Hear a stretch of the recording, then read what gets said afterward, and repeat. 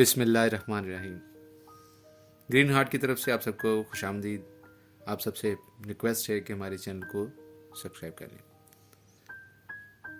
तकलीफ़ में सजदा करना और फिर तकलीफ़ को दुनिया की निगाह से छुपाना अल्लाह वाला मकाम है। इस दुनिया में जहाँ गुमराही हो रही है, गुमराह ना होना नेकी है। कोशिश करने का आपको हक है, मगर गिला करने का हक नहीं है। अगर आपने अल्लाह के अलावा अल्लाह से सब कुछ मांगा तो आपने अल्लाह से क्या मांगा? खुदा की रहमत का इंतजार ही इब्तदाए रहमत है।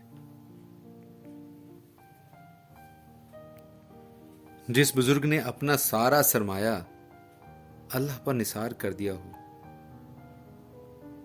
उसे जाकर लोग कहते हैं कि हमें माल दे दो। अक्सर ऐसा होता है कि लोग गलत जगह से सही चीज मांगते हैं और सही जगह से गलत चीज मांगते हैं।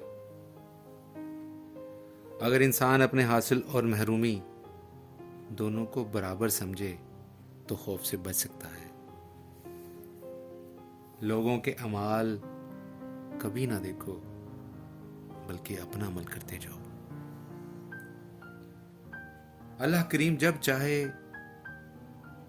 जो चाहे, जिस वक्त चाहे और जहां चाहे उसका फजल नमूदार हो जाए।